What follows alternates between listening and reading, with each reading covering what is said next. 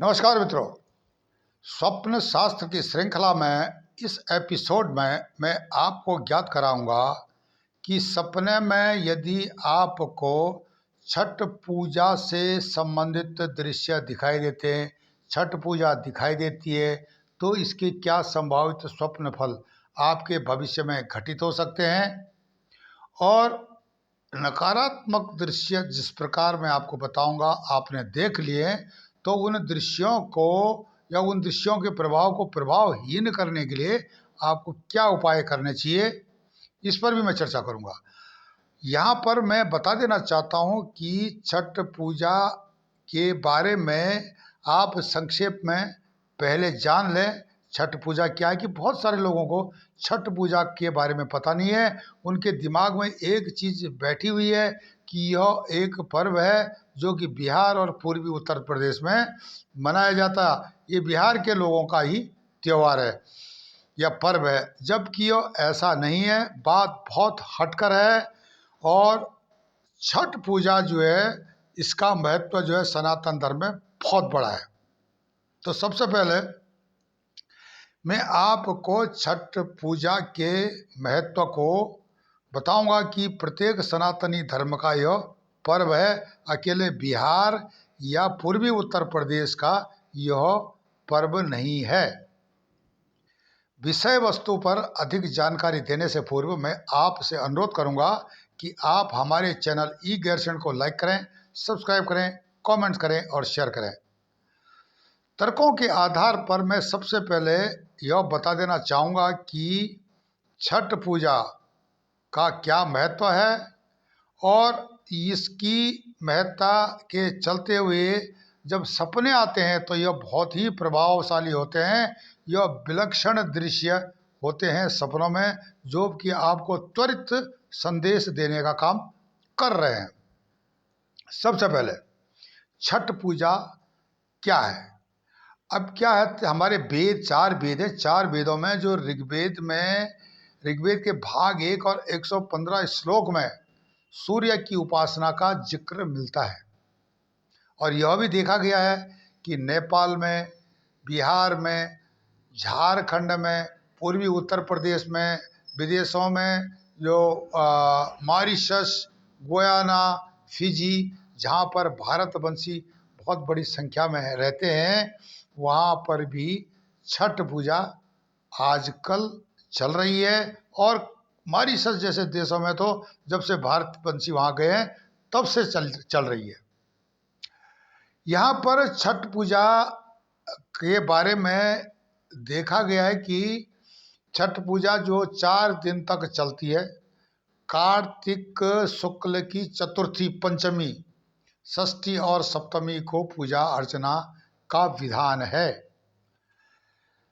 ओम ये सूर्य सहस्रांशो तेजो राशि जगतपते अनुकंपे माम भक्त्याम गणायम दिवाकर प्रार्थना है, सूर्य का मंत्र है। यह सूर्य को 11 बार अगर इस मंत्र का आप जाप करते हो, ओम एहि सूर्यो सहस्रांशो तेजो राशि जगतपते अनुकंपे माम भक्ताम ग्राणम दिवाकर, 11 बार आप जल देते हो। और जल भी देना तांबे के लोटे के साथ, और लोहे इत्यादि के बर्तन से नहीं दिया जाता है, पहले बता देने वाली बात है।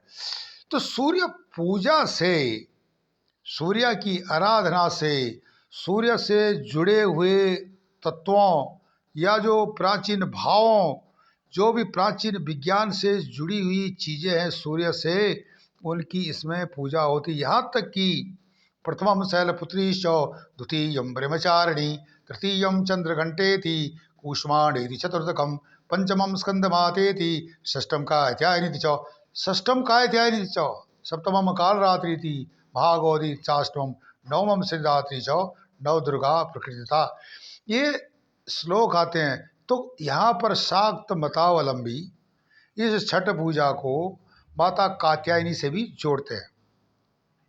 जो हमारे प्राचीन ग्रंथों में छठी मैया, आज भी छठी मैया बोलते हैं, जय हो छठी मैया। मजाक उड़ाने वाली बात नहीं है। कई लोग छठी मैया का ऐसे ही, और फिर उनको फिर समझ सकते हो आप कि आध्यात्म में क्या चलता है। एक नेता थे जो कि महाराष्ट्र के थे, और वे सनातन धर्मियों के नाम पर सत्ता में आए थे, और उन्होंने जो है छठ पूजा का किस प्रकार से किया लोगों के सामने कि ये पाखंड है। तो इस चीज़ को मध्य नज़र रखते हुए उनको जो है बहुत कुछ सुनना पड़ा लोगों से। वो आलोचना हुई पर, लेकिन नेता को वोट चाहिए। नेताओं को इससे कुछ भी लेना देना नहीं होता है। उनको वोट चाहिए। वो गाली भी खा सकते हैं, अपने खुद के धर्म की भी आलोचना कर सकते हैं। यह जो है आराधना देव माता आदिति द्वारा, इसका आता है जिक्र प्राचीन ग्रंथों में। देव माता आदिति द्वारा माता जो छठी की पूजा का उल्लेख आता है, जो कि तक्ष की पुत्री थी, महर्षि कश्यप की पत्नी थी, और उनका नाम आदिति था। उन्होंने भी सूर्य की बहन जो छठी माता है उसकी आराधना की थी। इस कामना से की थी कि उनको एक तेजस्वी पुत्र चाहिए था, और इसके लिए उनको वरदान चाहिए था। तो उन्होंने छठी मैया का जो है तप किया, छठी माता की तपस्या की, आराधना की, और उनको एक पुत्र, तेजस्वी पुत्र प्राप्त हुआ, जिसका नाम कि आदित्य रखा गया। इस आदित्य ने सुर और असुरों के जो युद्ध में जो हुआ था, देवताओं दानवों का युद्ध, उसमें देवताओं को विजय श्री दिलाने में बहुत बड़ा योगदान दिया था। और यहाँ एक और जिक्र आता है उसके बाद, जो आदित्य द्वारा की गई है तपस्या के बाद। तो ये छठ पूजा से जुड़े हुए हैं। शुक्ल जो चतुर्थी है कार्तिक मास की, शुक्ल पक्ष की, वहाँ से लेकर के हर शुक्ल पक्ष की जो है चतुर्थी, पंचमी, षष्ठी, सप्तमी, ये जो है ये दिनों में, इस बीच में ही माता छठी की या सूर्य आराधना की जाती है। महाभारत में इसका जिक्र आता है कि द्रौपदी ने कृष्ण भगवान के आदेशानुसार इस व्रत का धारण किया था। और ये क्यों किया था? उनका उद्देश्य ये था कि उनकी जो सत्ता थी पांडवों की, वो चली गई थी, जुए में हार गए थे वो। तो इस व्रत को लेने के बाद कैसे भी हो, चाहे महाभारत का युद्ध हुआ हो, कुछ भी हो, उनका राजपाट सारा उनको वापस मिला था। माता सीता ने भी इस व्रत को लिया था, मुदगल ऋषि के बताए हुए तरीके से व्रत को लिया था। मुंगेर बिहार में है, तो वहाँ पर इन्होंने व्रत लिया था। उसके पीछे भी बहुत बड़ी जो एक कहानी है और लिखित है जो प्राचीन ग्रंथों में। 36 घंटे का यह निर्जल व्रत होता है। प्लस 36 घंटे आपको पानी भी नहीं पीना है, सिर्फ सांस लेनी है, और खाने का तो बात दूर है। तो ये बहुत एक तपस्या से कम नहीं है। इसकी शुरुआत घर की साफ सफाई से और खाए पिए नहाए बोलते हैं से प्रारंभ होता है यह व्रत। इसके विधि विधान अलग हैं बनाने के पर, लेकिन इसकी महत्ता पर मैं प्रकाश डालने का प्रयास कर रहा हूँ संक्षेप में। और ये तो यहाँ पर आ जाता है कि महाभारत रामायण काल में भी छठ पूजा का प्रावधान था, और हमारे जो संस्कारों से जुड़ी हुई हमारी देवियाँ माताएं हैं, उन्होंने इसका व्रत का धारण किया था। यह धीरे धीरे समाप्त हो गया आतिताइयों के आने के बाद। ये जो कल्चरल जो चेंजेस हो जाते हैं, यह सब हो गया। और एक कल्चरल, अब एक धार्मिक ना हो करके ये कल्चरल रह गया कि भाई ये पूर्वी उत्तर प्रदेश और बिहार का है, जबकि बात हट करे सनातन धर्म का एक बहुत बड़ा पर्व है। देव माता अदिति द्वारा पूजा करना, द्रौपदी द्वारा व्रत लेना, या सीता जी द्वारा व्रत लेना, यह सब जो है जिक्र हमारे प्राचीन ग्रंथों में है। और किस प्रकार लेना विधि भी है कि भाई आपने तांबे के बर्तन से जल चढ़ाना चाहिए। प्याज लहसुन का जो इस्तेमाल, मदिरा का, मांस का इस्तेमाल नहीं करना चाहिए। किसी को अपशब्द नहीं बोलने, अपनी भाषा को, जबान को भी शुद्ध रखना है। यह सब इसमें प्रावधान है। पर लेकिन छठी मैया का, छठी मैया कौन थी? सूर्य भगवान की बहन। सूर्य भगवान को भी पूजा की जाती है, अर्घ दिया जाता है, जल चढ़ाया जाता है। और छठी माता की भी पूजा होती है। जो कात्यायनी माता का भी शाक्त समुदाय पूजा करता है।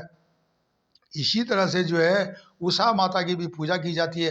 तो अलग अलग कल्चरल जो वैल्यू बढ़ गई। पर लेकिन सच ये है कि इसकी पूजा का प्राचीन समय जो वैदिक युग था तब से चलते आ रहा है कि आदिति द्वारा जो है पूजा करना, सूर्य की बहन का, उषा का, ये सारी जो है हमारे पास जो है प्राचीन ग्रंथों में लिखित बातें हैं। अब इनको सनातन धर्म से हम अलग नहीं कर सकते हैं, क्योंकि ये सनातन धर्म के भाग हैं। क्षेत्रवाद से इस छठ त्योहार को, छठ महापर्व को नहीं जोड़ा जाए। अब छठ पूजा आप आज देखते हैं, पहले तो सिर्फ बिहार राज्य में देखते थे, और बिहार से भी काफ़ी लोग पलायन हुए शहरों में, तो सब लोग छठ पूजा के बारे में जानकारी अब आनी शुरू हो गई। पर लेकिन जबकि उन्होंने अपनी संस्कृति को बचा के रखा, अपने धर्म को बचा के रखा है, और आज भी छठ पूजा कर रहे हैं। बाकी लोगों को भी इससे सीखना चाहिए। हमारी सनातन धर्म में सूर्य भगवान की उपासना का बहुत बड़ा महत्व है। ऋग्वेद में वर्णित है दिवाकर की पूजा, जैसे ओम ये सूर्य सहस्रांशो तेजो राशि जगतपते अनुकंपेन माम भक्ताम गृणाम दिवाकर। ये जो है इसका प्रावधान है। मंत्र विज्ञान, तंत्र विज्ञान, यंत्र विज्ञान, ये भी विज्ञान थे। आज भी इनकी महत्व पर जानकारी नहीं है, तो उसके बारे में हम कुछ नहीं बोल सकते हैं। वो इंडिविजुअल का जो है अपना एफर्ट्स होता है, अपनी ताकत होती है, समय नहीं मिलना, हालात कैसे हैं, ये सारी चीज़ें होती हैं। पर लेकिन जो समझदार लोग थे इन चीज़ों को सीखने के लिए समय निकाल लेते हैं और अपनी संस्कृति से क्लोज रहते हैं। यहाँ पर अब बात आती है कि सपने में यदि आपको, यह तो एक संक्षेप भाग था, विस्तार से बताने से बहुत समय लग जाएगा, वीडियो लंबा हो जाएगा। सपने में यदि आप छठी माता का पूजन या छठ पूजा देखते हैं तो इसके क्या संभावित फल हो सकते हैं। छठ पूजा से संबंधित जितने भी सपने हैं आपको दिखाई देते हैं, बहुत अच्छे माने गए। आपके घर में अगर किसी का विवाह नहीं हो रहा तो उसका शीघ्र विवाह होगा, सुखी ग्रस्त जीवन रहेगा, सुख समृद्धि रहेगी, संतान उन्नति करेगी और दुखों का अंत होगा। यह जो सपने जो है आपको संकेत दे रहे हैं। इससे संबंधित अगर कोई नकारात्मक दृश्य आ जाता है, हिंसक प्रकार का या भगदड़ टाइप का, मेले में या किसी को पानी में डूबते इत्यादि आ जाता है, तो यह सपना अगर आप समझते हो कि यह नकारात्मक है, तो आपको शिव मंदिर में जा करके शिव जी के लिंग में जल चढ़ाना चाहिए उस सपने को याद करते हुए, और शिव जी से प्रार्थना करनी चाहिए कि इसके नकारात्मक दृश्यों का जो दुष्प्रभाव है मेरे भविष्य में ना आए, मेरे परिवार को परेशान न करे। ये आपको प्रार्थना करनी है। आपको अगर यह सपना देखने के बाद आप सूर्य को भी अर्घ दे सकते हैं। 7 दिन तक देना पड़ेगा आपको। इसके जो नकारात्मक दृश्य वाला जो मैंने बताया जिस प्रकार देख लिया, तो 7 दिन तक शिव मंदिर में तो आपने जल चढ़ाना ही, उसके बाद 7 दिन तक सूर्य देव को आप जल देते रहे 11 बार। अगर जाप करें, आप समझते हो कि नकारात्मक है, तो आपको ये विशेषकर छठ पूजा के दृश्यों से संबंधित होता है। आपने जो मैंने श्लोक बोला आपको, ओम ये सूर्य सहस्त्रांशो तेजो राशि जगतपते अनुकंपे माम भक्ताम गृणाम दिवाकर, तो इस मंत्र को 11 बार आप जाप करते हो जल देते हुए। साधारण मंत्र है, आप याद कर सकते हो, 2-3 बार आप पढ़ोगे तो आपको याद हो जाएगा। इसको आप अगर पढ़ते हो, अगर आप कागज़ में रख कर भी पढ़ते हो, तो यह आपको पढ़ सकते हो और इस तरह से अर्घ दे सकते हो। ये सारी चीज़ें आप अगर करते हो तो इसके दुष्प्रभाव जो है सपने के, जो कि आप नकारात्मक समझ रहे हो, दूर हो जाते हैं। वैसे छठ पूजा से संबंधित जितने भी सपने होते हैं उनको सकारात्मक माना गया है। धन लाभ, सुख समृद्धि और सफलता के लिए इसको बहुत अच्छा सपना माना गया है। तो यह तो था छठ पूजा से संबंधित सपनों में और छठ पूजा की संक्षेप में जानकारी। आप हमारे चैनल ई गैरसैंण को लाइक करें, सब्सक्राइब करें, कमेंट्स करें। आपको नई नई जानकारियाँ, चाहे वो आध्यात्म से जुड़ी हों, समाज से जुड़ी हों, अर्थशास्त्र से जुड़ी हों या राजनीति से जुड़ी हों, आपको इन पर समीक्षाएं मिलती रहेंगी। तब तक के लिए नमस्कार, धन्यवाद।